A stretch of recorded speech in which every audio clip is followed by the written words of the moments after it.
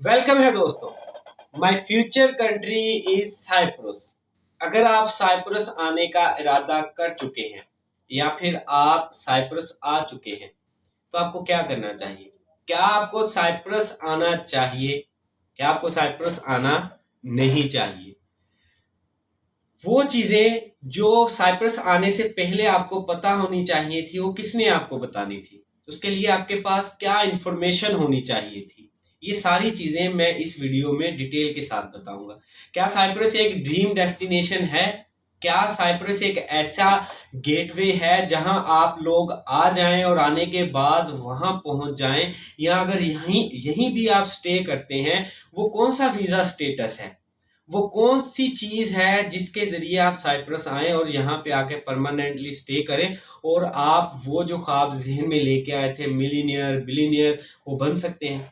तो ये सारी चीजें इस वीडियो में मैं डिटेल के साथ बताने लगा हूं, तो गौर से सुनिएगा, वीडियो के साथ साथ चलिएगा। इंशाल्लाह मैं एक एक चीज आपको स्टेप बाय स्टेप बताऊंगा। साइप्रस साइप्रस मिडल ईस्ट हम कह सकते हैं, क्योंकि ये एक आइलैंड है, जजीरा है। अगर हम इसके एक साइड पर देखें तो आपको टर्की मिलेगा, जिसे हम तुर्की कहते हैं उर्दू में। एक साइड पे आपको ग्रीस मिलेगा, जिसे यूनान कहते हैं। फिर वेस्ट में चले जाए तो वहाँ आपको लेबनान, इसराइल। इट मीन मैं इसीलिए इसे मिडल ईस्ट का पार्ट कहता हूँ, क्योंकि ये उन कंट्रीज के बहुत करीब है। जैसे इसराइल हो गया, बहुत लिमासोल से तकरीबन 60 किलोमीटर लेबनान है। तो लबनान है, इसराइल, तो इन मुल्कों के दरमियान ये गिरा हुआ है। सबसे पहली सोच, जब आप साइप्रस आ रहे होते हैं, आपको किसी एजेंट ने कहा या किसी दोस्त ने कहा, उसने कहा साइप्रस पहुंच जाओ, वहां से आगे तुम यूनान चले जाना, ग्रीस चले जाना, वहां से आगे तुम फिर फ्रांस पे। क्या ये मुमकिन है कि आप साइप्रस आते हैं और यहाँ से आते ही आप मूव कर सकते हैं? सबसे पहली बात जो मेरे नज़दीक सबसे अहम और ज़रूरी है, वो है वीज़ा स्टेटस। क्या आप साइप्रस में आ रहे हैं, लीगली आ रहे हैं? हालांकि ये तो एक आइलैंड है। अगर आप इसमें आके फंस गए तो यहाँ सिर्फ दो रास्ते हैं। एक रास्ता बाय एयर, जहाज के जरिए, दूसरा बाय बोट, शिप के जरिए जा सकते हैं। रोड्स तो है नहीं, सड़कें तो है नहीं। कैसे आप ग्रीस जाएंगे? कैसे आप दूसरी कंट्रीज में जाएंगे? वो जो जहन में आपने यूरोप का और मैंने कल एक वीडियो बनाई, वो जरूर देखिएगा, शेंजन जोन की। उसमें मैंने आपको बताया यूरोप क्या है, यूरोपीय यूनियन क्या है और शेंजन जोन क्या है। वो वीडियो जरूर देखिएगा। वो जो कंसेप्ट है, मैं साइप्रस में जाऊंगा बस में बैठूंगा, भाई ऐसा नहीं है। ये एक आइलैंड है। साइप्रस में आगे सबसे पहले स्टेटस, लीगल आ रहे हैं कि इलीगल तो नहीं आ रहे? इलीगल और लीगल समझने के लिए जरूरी है, बहुत से लोग साइप्रस अप्लाई कर देते हैं लेकिन वो तुर्क साइप्रस में आ जाते हैं। उन्हें पता नहीं, वो यूरोप का ख्याल होता है जेन में, बस देखते हैं बस 10 लाख में वीजा मिल रहा है, 15 लाख में मिला, चलो जी ये तो यूरोप 10 लाख से चले चले, बड़ा फायदा। वो तुर्क साइप्रस में आ जाएंगे। अगर हम देखें तो साइप्रस के दो मेजर पार्ट्स हैं, एक तुर्क साइप्रस, एक ग्रीस साइप्रस, जिसे ग्रीक साइप्रस का, रिपब्लिक ऑफ साइप्रस। तुर्क साइप्रस टर्की के अंडर है। ग्रीक वाला साइप्रस, जिसे रिपब्लिक और सारी दुनिया जानती है, यूरोपियन साइप्रस, ये ग्रीस के अंडर है, लेकिन इसे इंडिपेंडेंट कंसीडर, वो भी इंडिपेंडेंट समझते हैं। लेकिन दोनों के जो ऊपर वाले आका है, एक का टर्की है, एक का ग्रीस है। आप अब आना चाह रहे हैं यूरोप में तो आपको ग्रीक वाले साइप्रस में आना पड़ेगा, साउथ साइप्रस जिसे कहते हैं। अगर आप नॉर्थ में आ गए तो उसे सिर्फ टर्की के अलावा कोई दुनिया का मुल्क नहीं मानता। उधर से अगर आपने इधर आना है तो सबसे इलीगल एंट्री पड़ जाएगी, आप एज अ रेफ्यूजी आएंगे, इलीगल आएंगे। रेफ्यूजी अब एक्सेप्ट नहीं होती, आते ही पकड़े गए वो वापस भेज देंगे। तो इधर आने के लिए बॉर्डर क्रॉस इलीगल करना पड़ेगा, तो आप इलीगल तौर पे आएंगे। तो सबसे पहला स्टेप लीगल है। दूसरा क्वेश्चन, मैंने लीगल आना है तो साइप्रस आने के लिए मुझे लीगल कौन कौन से रास्ते अपनाने पड़ेंगे?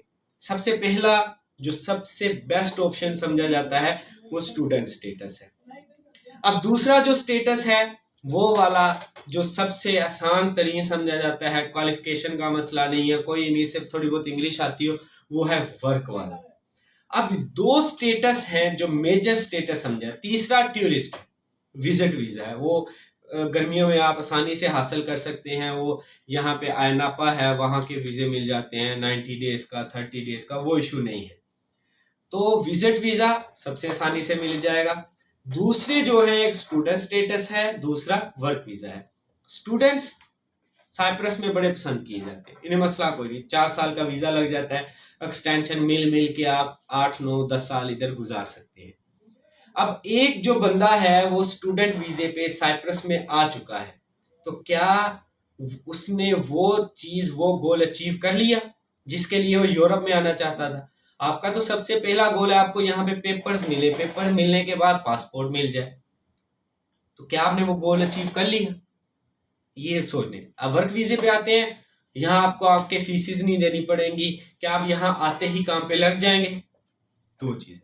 अब मैं स्टूडेंट को एक्सप्लेन करने की कोशिश करूंगा। आप स्टूडेंट के लिए सबसे ज्यादा इधर लोग कॉलेजेस को पसंद करते हैं, स्कूल और यूनिवर्सिटीज में थोड़ी वो रेस्ट्रिक्शन होती हैं, वो क्लासेस लेनी पड़ती हैं, बंदा काम खुल के नहीं कर सकता, तो इस वजह से सबसे ज्यादा जो प्रेफर किया जाता है वो कॉलेजेस को किया जाता है। मैं खुद अलेक्जेंडर कॉलेज का स्टूडेंट हूँ, और भी कॉलेजेस हैं, अमेरिकन है, फिर उसके बाद लिमासोल में है, पाफोस में है, तो लोग कॉलेजेस में आते हैं। एक लो फीस होती है। अब मैं साइप्रस की आपके सामने खूबियां रखूंगा। 100% वीजा रेशो है, लो फीस है, काम जो है खुला करने को मिल जाता है, आप सिर्फ वीक में 1 या 2 दिन जाते हैं, बाकी आप काम कर सकते हैं।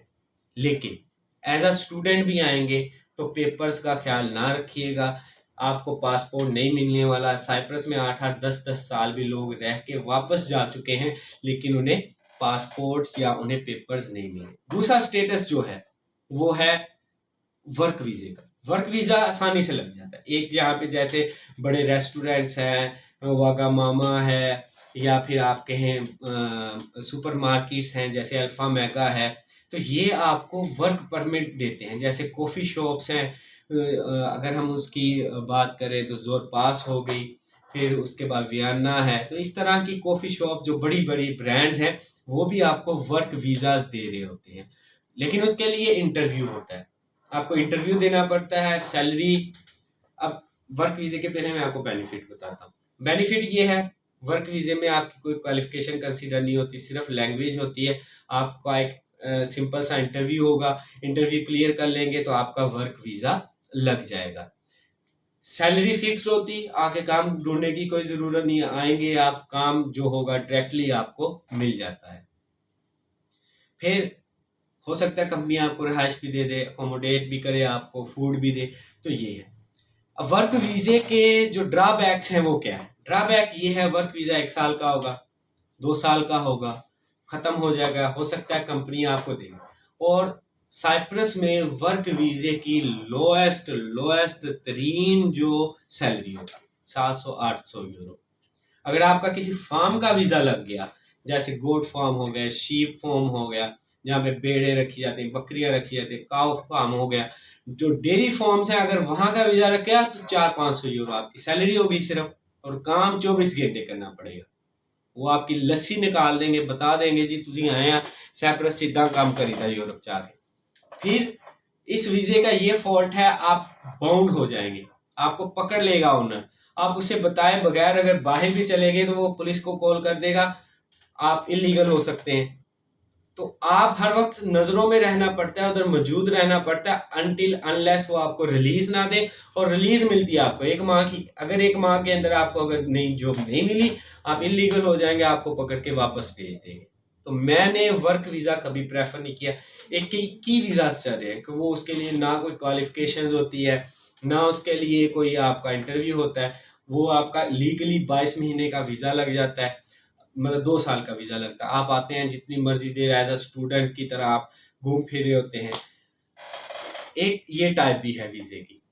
लेकिन मसला ये है, जो थर्ड चीज हमने सोची, क्या आप साइप्रस आके आगे मूव कर सकते हैं? क्या साइप्रस वाकई ही गेटवे है यूरोप का? तो साइप्रस में बड़ी अपॉर्चुनिटीज हैं।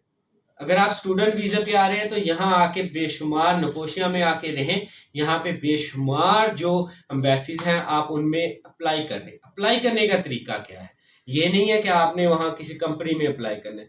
तो जितनी यूरोप की कंट्रीज हैं वहाँ पे ढूंढें कहाँ कहाँ पे इन्विट, कहाँ कहाँ पे इवेंट्स हो रहे हैं, अब कोई फुटबॉल का इवेंट आ गया, कोई वैसे मेगा इवेंट आ गया, कोई कल्चरल शो आ गया, तो आप उस शो के जो मैनेजमेंट है उन्हें मेल करें, मैं साइप्रस में रहता हूँ जनाब, मैं भी चाह रहा हूँ कि मैं स्पेन आऊँ और स्पेन आके ये इवेंट देख के जाऊँ।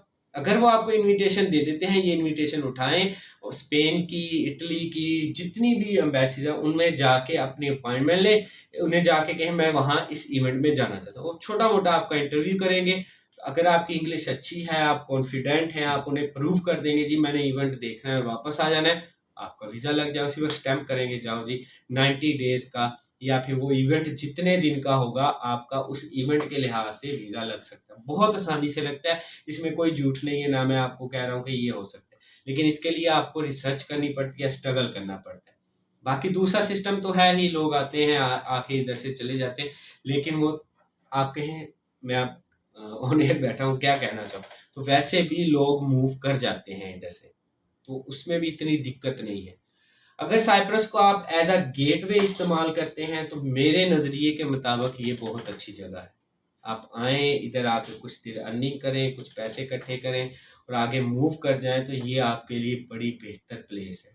अगर आप इधर आके रहना चाहते हैं तो आपको स्ट्रगल करनी पड़ेगी। आप जिस फील्ड में जा रहे हैं, जिस काम में जा रहे हैं, इतनी मेहनत करें कि उसके एक्सपर्ट बन जाएँ। यहाँ जितने एक्सपर्ट बंदे वो बड़ी अर्निंग कर रहे हैं। आप जो साइप्रस में रह के गए ना लोग, पाकिस्तान, इंडिया, उनसे पूछिएगा वो कहेंगे हमने यूरोप की और कंट्रीज भी देखी हैं, वहाँ के लोग जितनी अर्निंग हमने साइप्रस में देखी शायद कहीं ना देखी हो।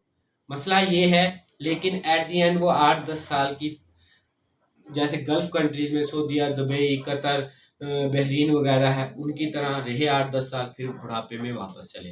पेपर्स नहीं है, एट द एंड आपका इधर फ्यूचर नहीं है। तो साइप्रस अगर आना है आपने तो गौर से सोचिएगा। मैंने कभी भी ये नहीं कहा कि साइप्रस एक बुरी जगह है, बड़ी अच्छी जगह है, लेकिन आपको इधर आके स्ट्रगल करना पड़ता है। एक स्टूडेंट बंदा है, वो इधर आ जाता है, 1-2 माह बाद, 1-2 माह तो उसका अकाउंट नहीं ओपन होता। अकाउंट ओपन हो जाता है, जहाँ काम ढूंढने जाता है वो कहते हैं पिंक स्लिप लेके आओ, पिंक स्लिप तो आती नहीं 6 माह तक। पिंक स्लिप के बाद वो कहते हैं वर्क लेटर, तो इनिशियल जो न्यू स्टूडेंट आते हैं इनका रूल होता है 6 माह तक न्यू स्टूडेंट का वर्क लेटर ही नहीं देते। वर्क लेटर का मसला बन गया, आईडीज ओपन नहीं होती। मतलब ये है कि स्टूडेंट के तौर पे भी अगर आप आना चाहें तो 1 साल आपको स्ट्रगल करना पड़ेगा। 1 साल के बाद जब आपके पेपर वर्क पूरा हो जाएगा तो दूसरे साल में भी आपकी जो अर्निंग है वो अच्छी हो जाए, वो आप बेहतर हो जाएं। तो एज अ स्टूडेंट भी अब आ रहे हैं तो मेरा ख्याल जो आप सोच रहे हैं मैंने आते इतने कर, साइप्रस का मसला ही ये है। मैं बेशुमार बार बार वो बातें रिपीट, साइप्रस में लोग ही वो आते हैं जो मिडिल क्लास के लोग होते हैं और वो सोचते हैं कि मैं जाऊंगा 6 माह लगाऊंगा, 6 माह लगा के सारे अपने कर्जे उतार लूंगा और ये सारी चीज़ें कर लूंगा। तो खुदारा ये चीज़ें ना सोचें। अगर आपने साइप्रस आना है तो साइप्रस आने से पहले इन सारी चीज़ें जो मैं आपको बता चुका हूँ इन्हें अपने जहन के अंदर बैठाएं।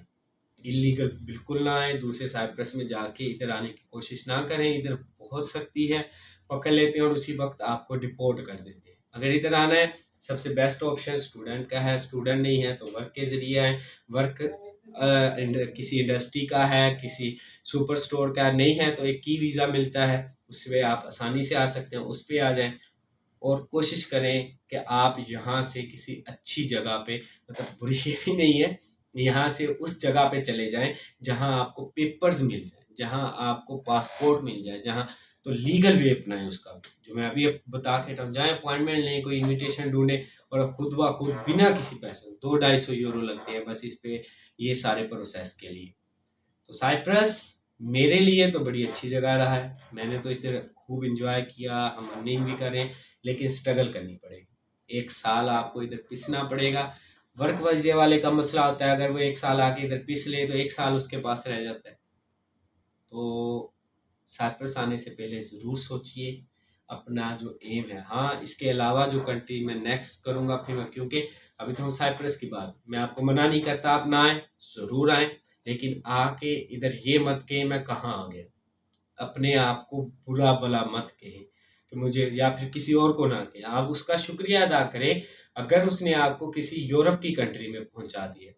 अब आपके स्किल्स हैं, आप पे डिपेंड करता है कि आप अपने स्किल्स को किस तरह पॉलिश करके अपने उस ड्रीम डेस्टिनेशन पे, उस गोल की तरफ लेके चले जाते हैं जो आप सोच के आए थे।